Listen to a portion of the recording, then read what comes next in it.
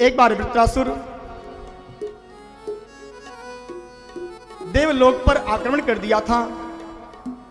भगवान श्री हरि के निर्देशन में ऋषि दधीची जी की हड्डी का वज्र बनाया गया। संतों का जीवन तो हमेशा परमार्थ के लिए होता है प्यारे। उनका सारा समय, उनकी सारी भक्ति परमार्थ के लिए ही होती है। कहां तक कहें जी, मृत्यु के पश्चात भी ऋषियों की हड्डी ये भी परमार्थ के काम आती थी। आज ऋषि दधीची की हड्डी इससे वज्र बनाया गया है और भगवान नारायण का तेज उस वज्र में समाहित कर दिया गया।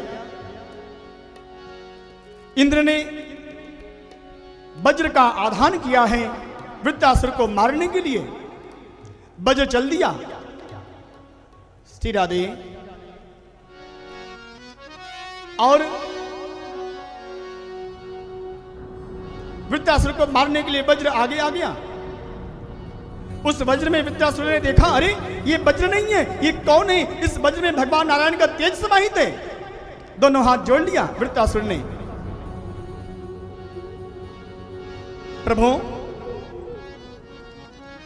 अहम हरे तव पादैक मूल दासानुदासो भवितास्मि भूयः मनः स्मरेता सुपतेर्गुणास्ते गृहीत्वा कर्म करोतु कायः। हे प्रभु, हमारा मन हमेशा आपके चरणों का ही स्मरण करे। हमारे जीवा हमेशा आपके ही गुणानुवाद की चर्चा करें। हमारे हाथ हमेशा आपके लिए ही सत्कर्म करें। प्रभु, हमसे जो भी कर्म हो वह सब आपके चरणों में समर्पित होता रहे, ऐसी मेरी अभिलाषा है। प्रभु, हमें केवल आपकी भक्ति करने वालों का सानिध्य चाहिए। दासानुदासो भवितास्मि भूयः, जो आपके दास हैं उनका अनुदासत्व मुझे प्राप्त हो, अर्थात हम उनके भक्त बन जाएं। इस तरह से भगवान नारायण जी से वृत्रासुर ने प्रार्थना किया और भगवान नारायण जी ने आशीर्वाद दिया है और वृत्रासुर का उद्धार हुआ। अब आगे राजा परीक्षित जी ने गुरुदेव श्री सुखदेव भगवान जी से प्रश्न किया, गुरुदेव एक बात बताओ, क्या भगवान हमेशा देवताओं का ही पक्ष लेते हैं?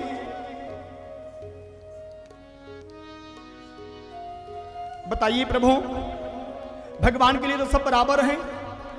भगवान स्वयं कहते हैं कि सब मम प्रिय, क्योंकि सब मम उपजाए।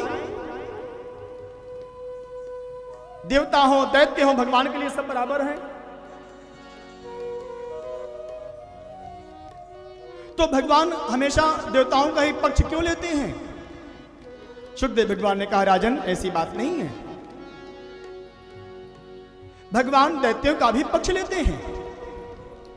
एक बार एक दैत्य कुमार की रक्षा करने के लिए भगवान ने दैत्य कुल में अवतार लिया।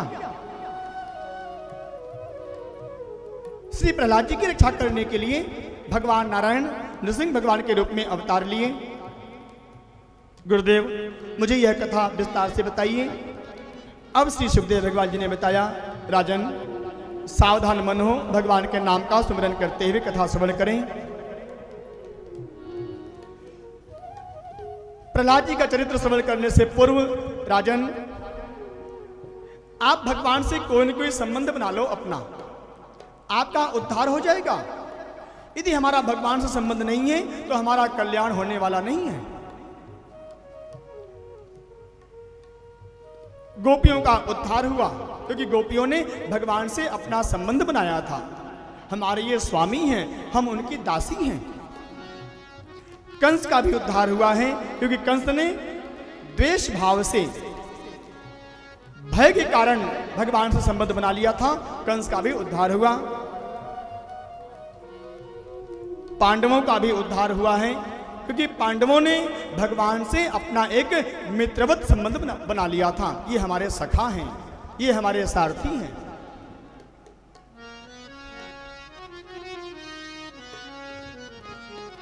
गोप्यः कामात् भयात् कंसो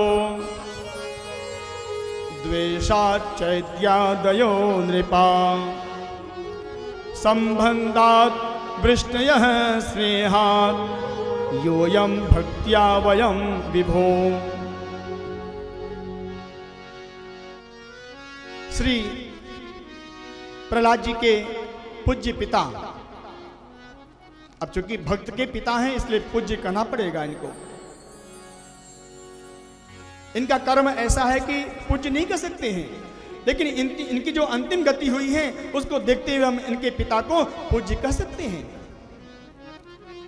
वर्तमान में इनका कर्म अच्छा नहीं है, लेकिन भूतकाल में और भविष्य काल में इनका कर्म बहुत सुंदर है। भूतकाल अर्थात ये कौन है? भगवान श्री हरि के दिव्य द्वारपाल, इनका नाम है विजय। जय और विजय द्वारपाल हैं। भगवान वराह के रूप में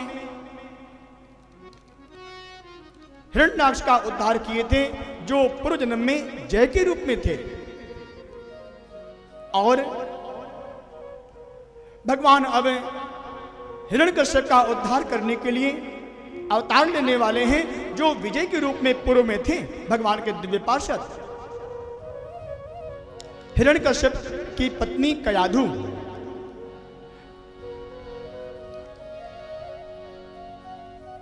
बहुत ही भक्तिमती है। ध्यान देना, ध्रुव जी के वंश में राजा अंग की कथा आपने सुना। राजा अंग की पत्नी सुनीता अच्छे कुल की नहीं थी। परिणाम क्या हुआ? उनका पुत्र वेन, राजा वेन बहुत अत्याचारी हो गया। और यहां पर देखिए, दैत्य कुल में हिरण्यकश्यप, उनकी पत्नी अच्छे कुल की है कयाधु जी, इसलिए इनका आने वाला पुत्र अत्याचारी नहीं बना, अपने पिता की तरह नहीं बना, बल्कि साक्षात भगवान की भक्ति करने वाला, साक्षात भगवान का परम भक्त बन गया है। प्रहलाद के रूप में जन्म लिया है।